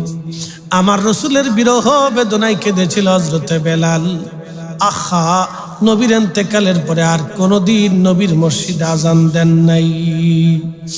অমূল্য অতুল্য এই প্রেম কয়জনে জানে, অমূল্য অতুল্য এই প্রেম কয়জনে বুঝে। ওরে ধনী মানি পাই না যারে, ওরে ধনী মানি পাই না যারে পায়া সে কানে, অমূল্য অতুল্য এই প্রেম কয়জনে জানে, অমূল্য অতুল্য এই প্রেম কয়জনে বুঝে। ইউসুফের বিরহ বেদনায় ইয়াকুব কেঁদেছে, কেঁদে কেঁদে চোখ অন্ধ হয়েছে। উজাইর আলাইহিস সালামের বিরহ বেদনা দাসী তার কেঁদেছে, চোখ অন্ধ হয়ে গেছে। আদম শফিউল্লাহ দুনিয়াতে আল্লাহ পাঠিয়ে দেওয়ার পরে তিনি 350 বছর কেঁদেছে, কেঁদে কেঁদে তার গোশতগুলি পচে গেল। আহা, হযরত নূহ আলাইহিস সালাম উম্মতের বেদনায় কেঁদেছে। 800 বছর ধরে নূহ নবী উম্মতের মাঝে দাওয়াত দিয়েছে, মাত্র 83 জন দাওয়াত কবুল করেছে, বাকিরা দাওয়াত কবুল করে নাই। নূহ নবীর নাম কিন্তু নূহ ছিল না। তিনি এত পরিমাণে উম্মতের বেদনায় কাঁদতেন, আল্লাহ আমি এতটা বছর এই জাতিরে দাওয়াত দিলাম, কেউ মানল না। এইভাবে কাঁদতে কাঁদতে নূহ নবীর এত পরিমাণে তিনি কাঁদলেন, কান্নার কারণে তার নাম হয়ে গেল নূহ। নূহ শব্দের অর্থ হলো অধিক ক্রন্দন করনেওয়ালা।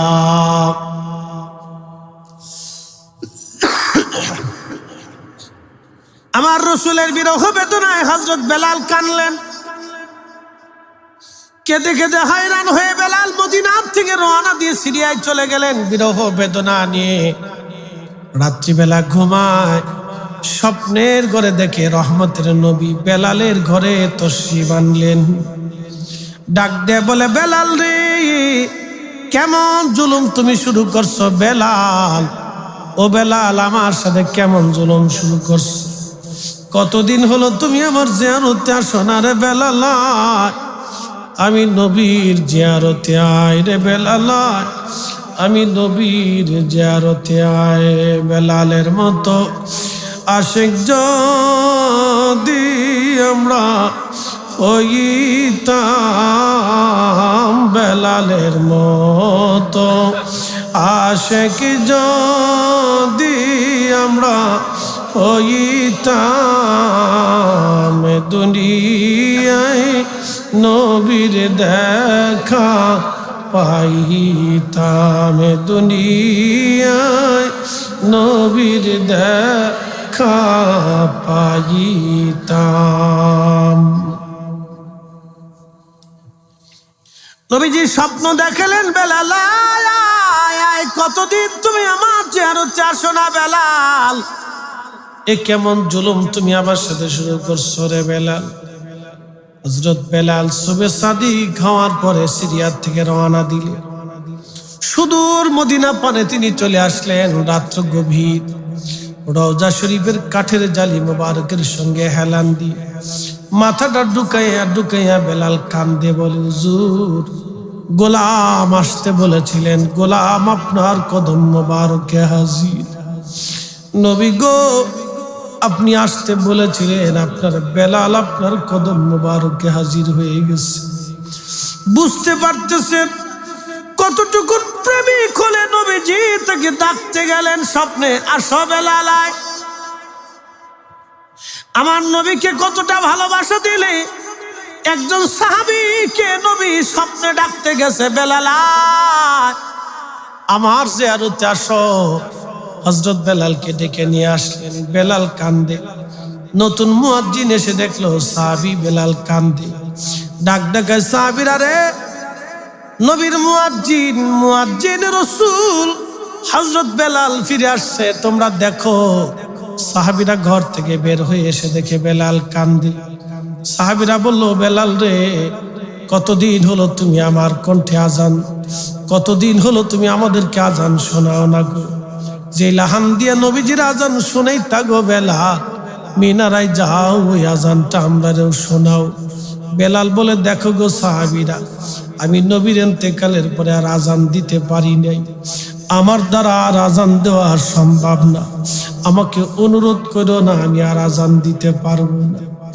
নবীর মুয়াজ্জিন বেলাল বসে বসে রওজা শরীফে কান্দে।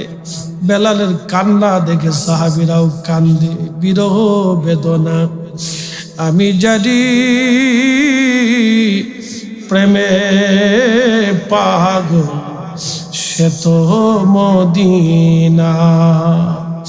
ওরে প্রেমানলে পুরে মরি, প্রেমানলে পুরে মরি, ওহে রব্বানা। আমি জানি প্রেমে পাগল সে তো মদিনা। আমি জানি প্রেমে পাগল সে তো মদিনা।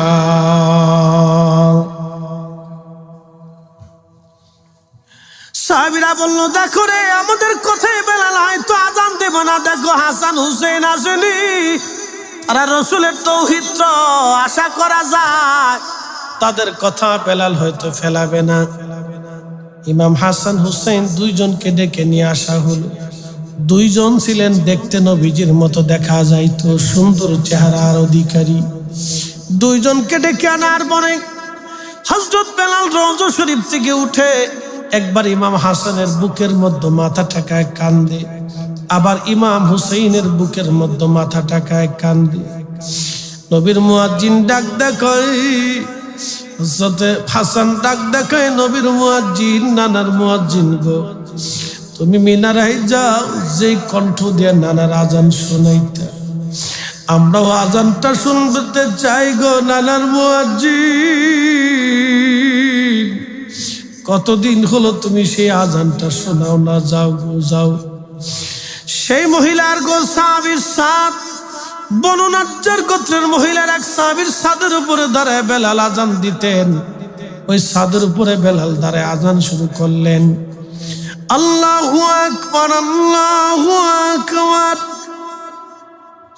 আল্লাহু আকবার,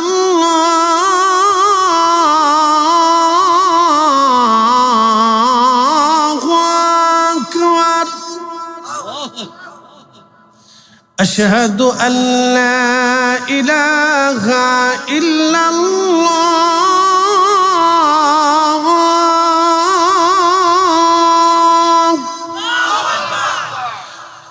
আশহাদু আল্লা ইলাহা ইল্লাল্লাহ,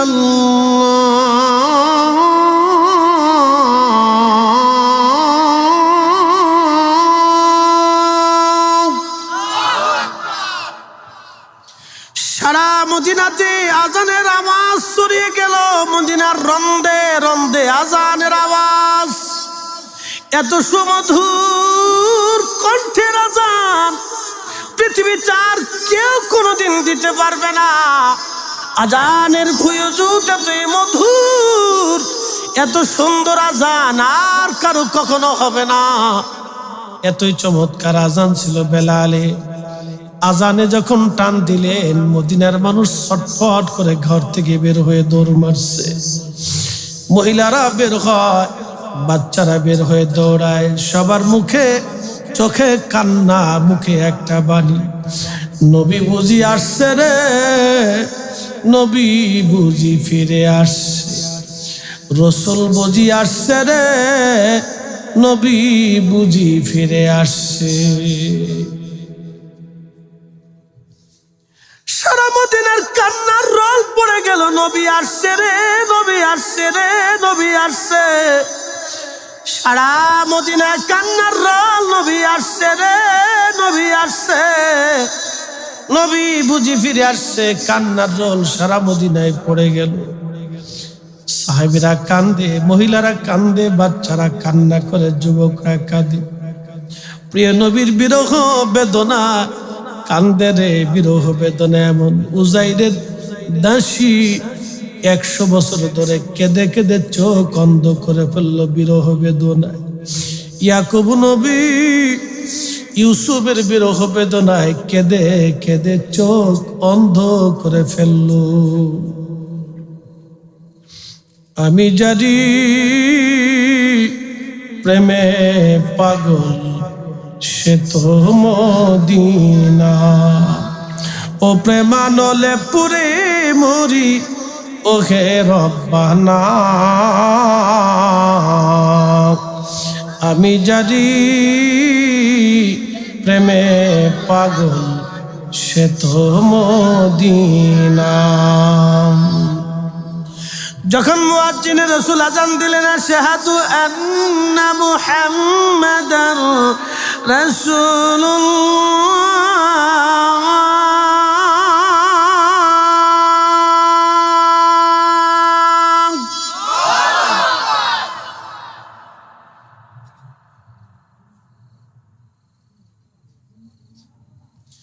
ঠিক তখনই মদিনার মাটিগুলি থরথর থরথর করে কেঁপে উঠল। মদিনার মাটি, ভূমিকম্প শুরু হয়ে গেল, থরথর করে মদিনার মাটি কাঁপে।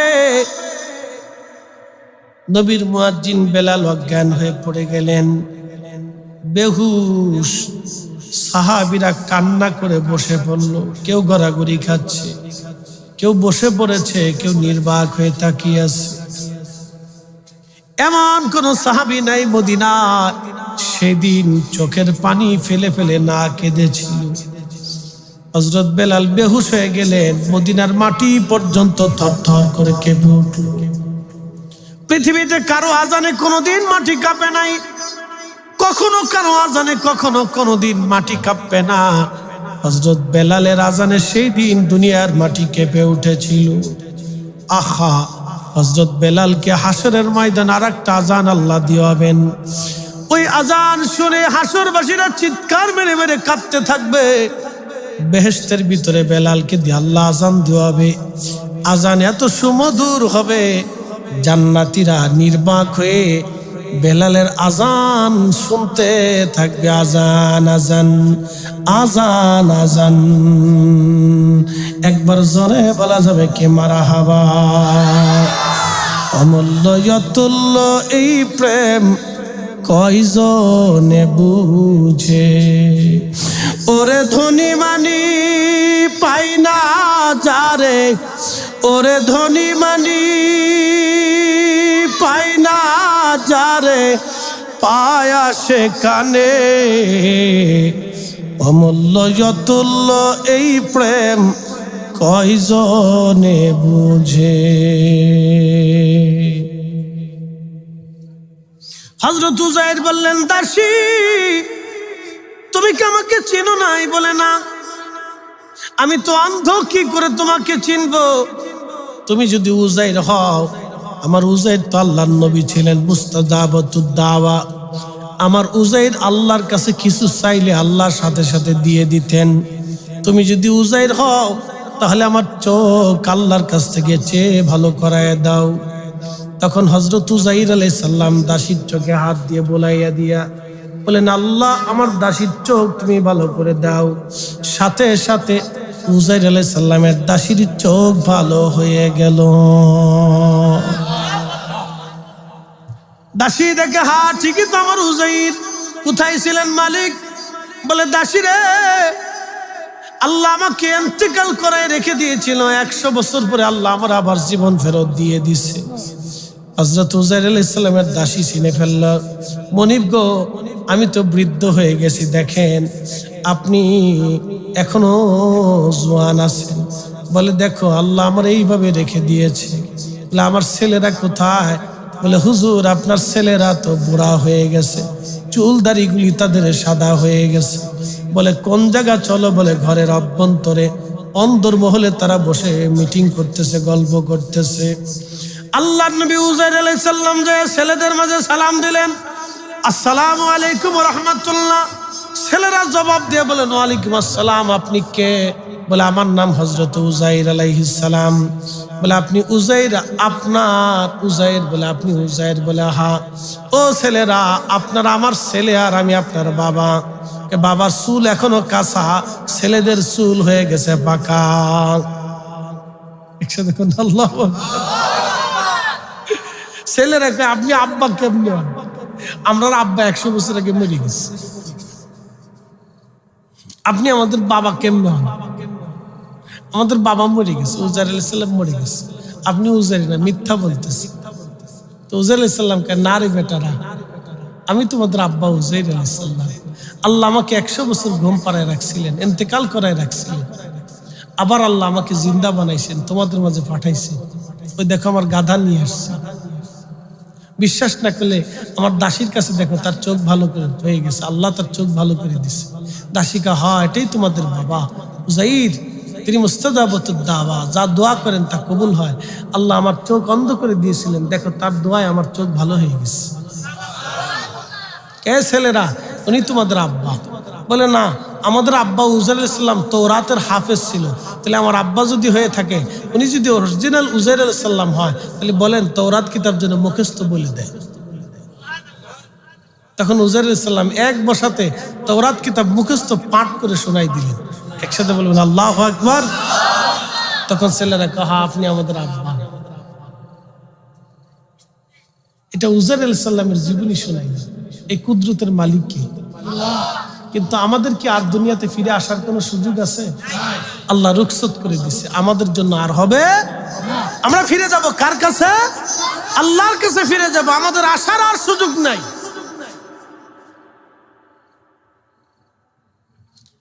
আমাদের যেহেতু আসার আর সুযোগ নাই, আমরা চলে যাব আল্লাহর কাছে। ফিরে আসার আর কোনো সুযোগ নাই। তো যাবার সময় কদ্দুর মিষ্টি, চানাচুর, বাদাম, টাকা পয়সা, সোনা দানা, কবরে এইগুলো নিয়ে যাওয়ার কি কোনো সুযোগ আছে? কি নেওয়া লাগবে? 1 নম্বর ঈমান, 2 নম্বর আমল। 1 নম্বর ঈমান, 2 নম্বর আমল। ঈমান আমল, ঈমান আমল, ঈমান আমল, এই 2টা জিনিস ছাড়া কবরে গেলে কোনো লাভ হবে না। ঠিক কিনা?